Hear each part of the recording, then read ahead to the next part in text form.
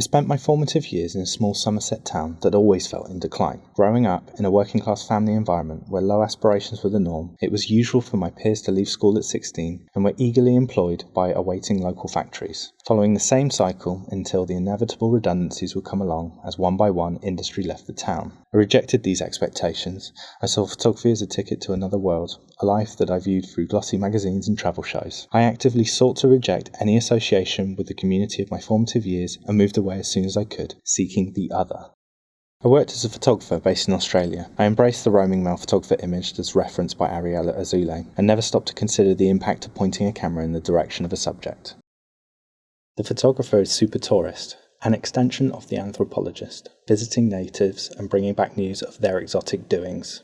Susan Sontag's assertion of the photographer as super tourist requires us to consider that the photographer does not work with the subject of their photograph in a collaborative sense, and only seeks to bring fascination and intrigue to the audience, a kind of microscope pointed at the persons that are different to us. In my own case, my images served as a commercially motivated form of this, an anthropology in order to sell holidays.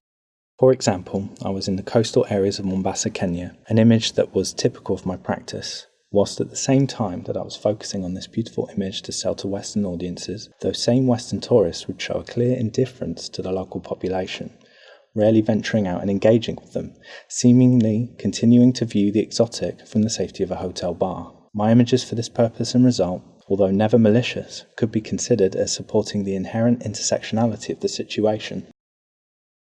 These questions would persist and come up later when I was on assignment for National Geographic Traveller in Bali. Bali's economy centres and relies on this promotion as its primary source of income and will possibly suffer if this was to stop. It is a situation that only exists through the continued influx of travellers which has happened in the region for decades. Although not directly affiliated with National Geographic Traveller, being that it is a franchise publication, National Geographic has historically viewed the world through a colonial gaze, highlighted in the article The Photograph as an intersection of gaze, discussing the disconnect between the photographer and the world they are photographing. National Geographic have only recently acknowledged a past built on the exploitative imagery of exoticism through the issue of an apology in their April 2018 race issue. My own fascination with the other is completely born out of this kind of societal coding in comparing where I came from with exoticism.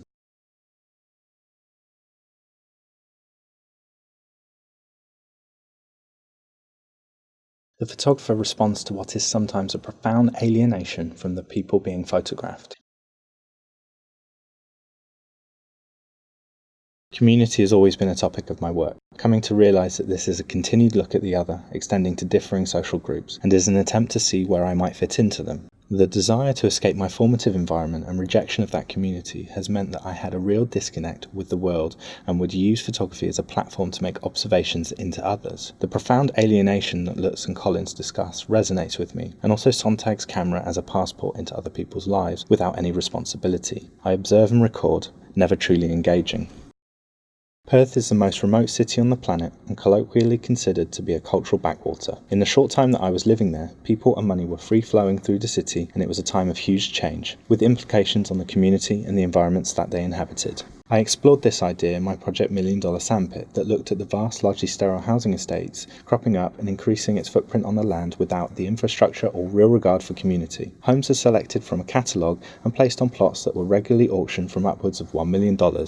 As a result, migrants are left with a version of the 1950s American dream and its lure of home ownership, materialism, and also individualism. I was drawn to this environment, seeing the quiet subversion of these ideals through the banal microscope of the new topographic style, and similar to the way photographers such as Stephen Shaw and Joel Merowitz approached the booming US in the 60s and 70s. I was also influenced by Ben Roberts' topographic approach in his series The Gathering Clouds, that showed the uninhabited Spanish housing estates as a result of the recession. My project felt like the other end of the spectrum, with the expansion of Perth producing an economic bubble that would surely crash in a similar way that Roberts documented in Spain.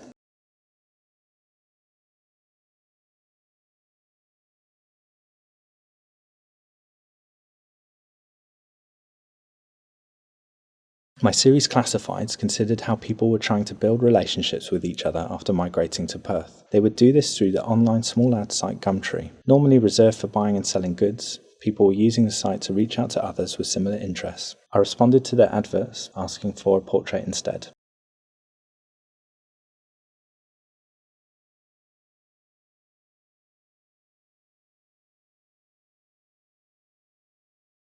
Of course, this project is still looking at the other, and I am still maintaining a distance, choosing to examine the bizarre statements that some of these advertisers presented. Referring back to Sontag, who wrote, "The photographer chooses oddity, chases it, frames it, develops it, titles it," I approach the subjects because of their very different nature. However, I made a conscious choice to title this work using the exact advert copy from Gumtree, giving the subject more of a voice than I might have done previously, starting the process of more engagement with my subjects in my practice.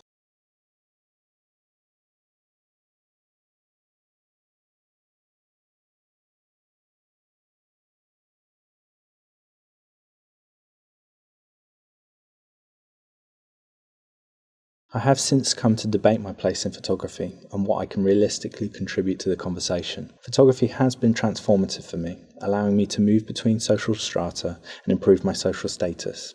I no longer belong to the working class demographic of my formative years. Should it be my photography that looks at community and the signifiers within it? Mark Seeley's book, Decolonising the Camera, challenges us to consider the ways images have been created from the viewpoint of the white European and its racial subtext. However, Seeley challenges us not to shy away from this fact. We must work in full knowledge of this past, saying, "I think a plurality of cultural voices amplified in the world helps us all work towards a greater understanding of the different ways of being and signs of recognition."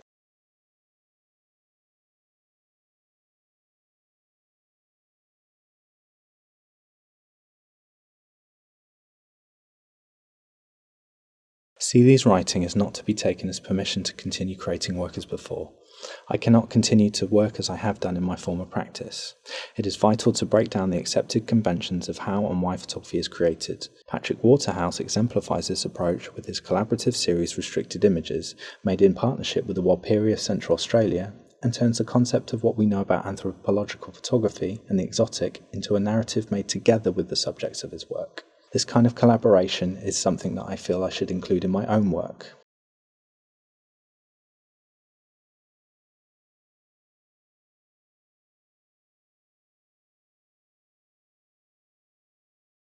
Identifying community as the main continuity in my work, I have recently come to look at the theory of social capital and how it is related all along. As outlined by Robert Putnam, referring to the relationships that allow society to function, these are created through homogeneous bonds, the relationships within them, and the links to those outside of the established relationships. Specifically for Putnam, it is a look at how the traditional forms of social capital have declined through civic, religious, and political disengagement. My research project will look to ask what has changed with these traditional forms of social engagement, continuing to explore community and see where I fit in. I hope to follow the work of photographers looking at the community, such as Laura Panak, who shows an empathy for a subject's humanity, Alex Soft's intimacy with his subject, and Peter Hugo's continued evaluation and questioning of his home country. It is also important to identify and analyse what Jeff Dyer refers to as cultural signifiers, which can be used to compare our society, that can inform us of the time and context in which the images were taken, such as fashion and objects that everybody own, in different states of condition.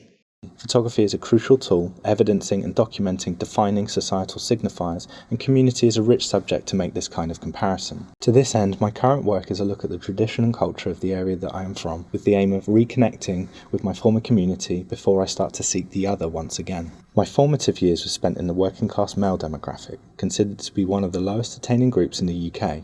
Now changed, I have found that I no longer fit into the world of my youth, nor fully in the middle class community where I now find myself. My current demographic is already ubiquitous in the photographic world. Does this require me to stop being able to contribute to that conversation? No.